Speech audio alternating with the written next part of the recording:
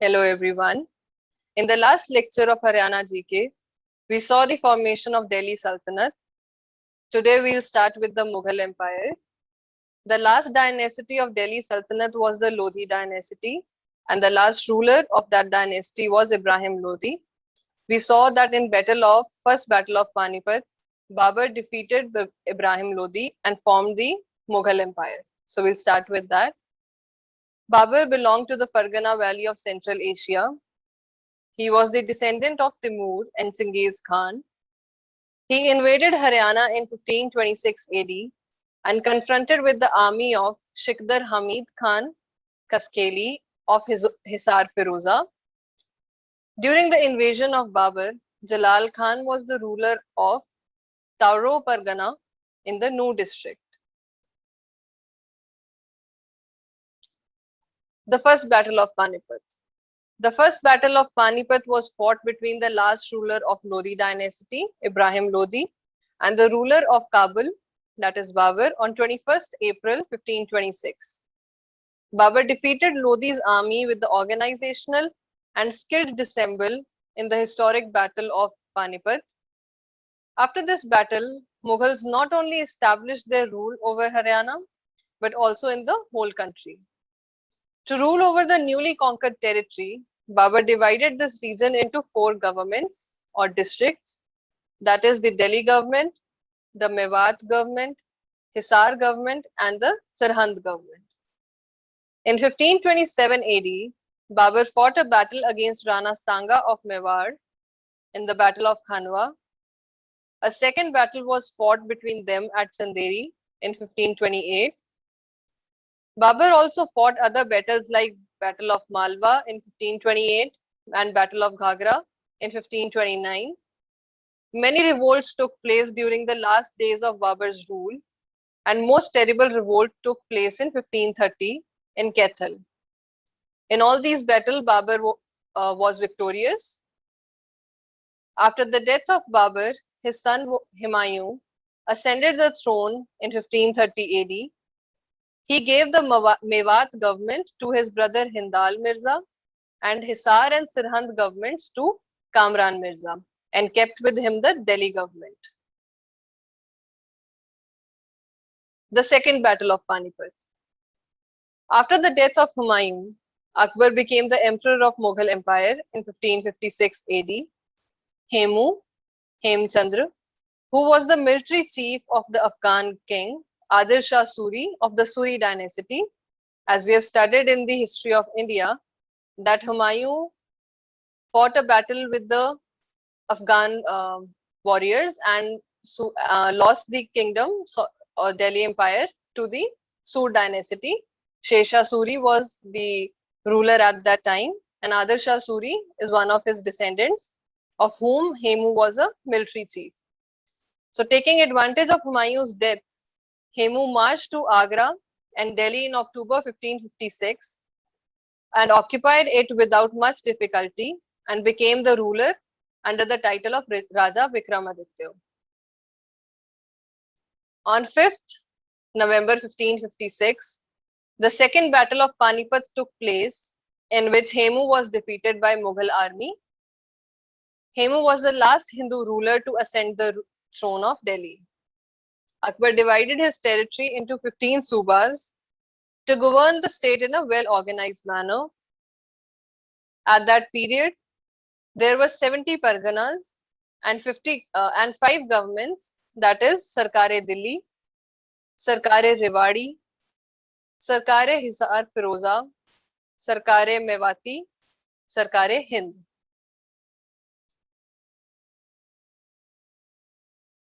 After Akbar's death, his son Jahangir became the 4th Mughal ruler in 1605 AD.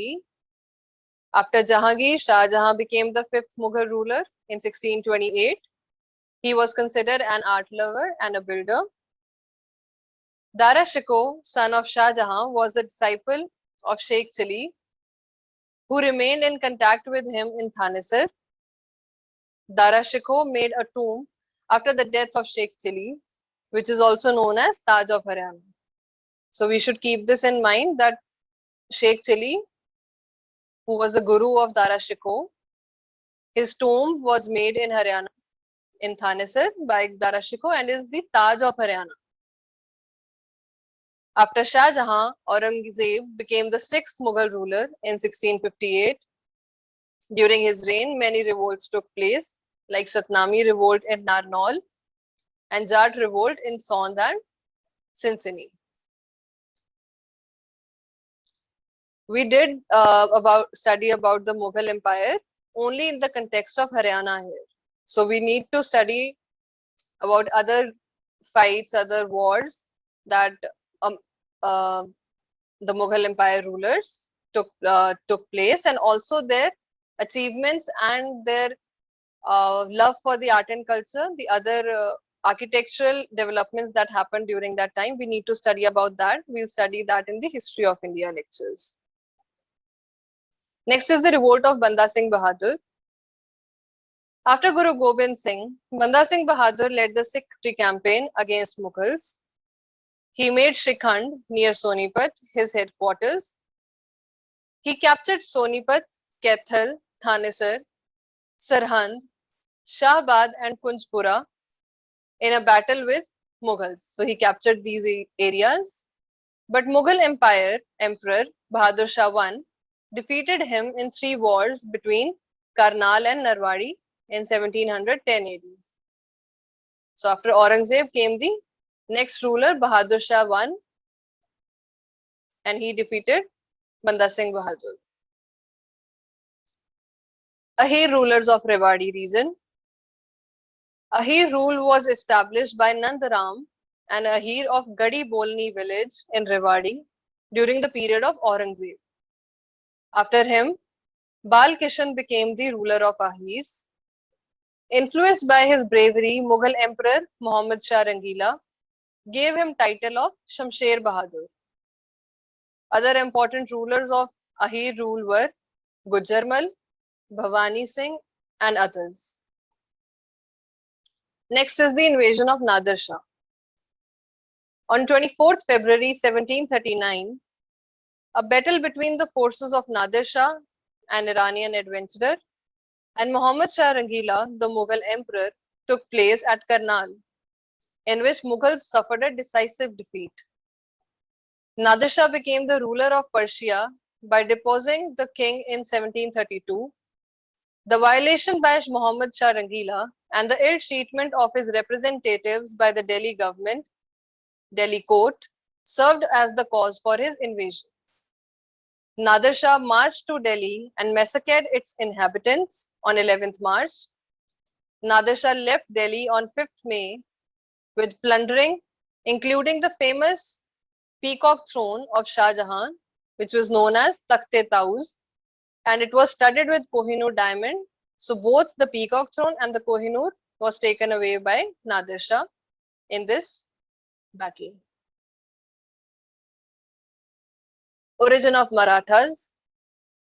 On 15th October 1754, the Mughal Emperor Alamgir II gave out Kurukshetra, the holy place of Haryana, to Marathas by expressing his gratitude towards Marathas. In 1761, Third Battle of Panipat took place between Ahmad Shah Abdali and Marathas, in which Marathas were defeated. Next is this person, George Thomas, and his relation with the Haryana state. We'll study about that. George Thomas was an Irish mercenary. He's also known as Jahazi Sahib in Haryana. He joined the military force of Begum Samru of Sardhana, Meerut, in 1787 and married her daughter. In 1793, he worked for Appa Khande Rao, a Maratha chieftain under Maharaja Mahadji Scindia of Gwalior state. He was then given the responsibility of Mewat province. So here is where Haryana comes into picture, that George Thomas was given the responsibility of Mewat province by the Maratha ruler Mahadji Scindia. He established a military force and forcibly collected taxes from rebellious farmers of Mewat. To give out salaries to his army, he plundered the villages of Gurugram and Badshahpur. which were the estates of Begum Samru. He also plundered Bahadurgarh and Jhajjar in 1794 AD.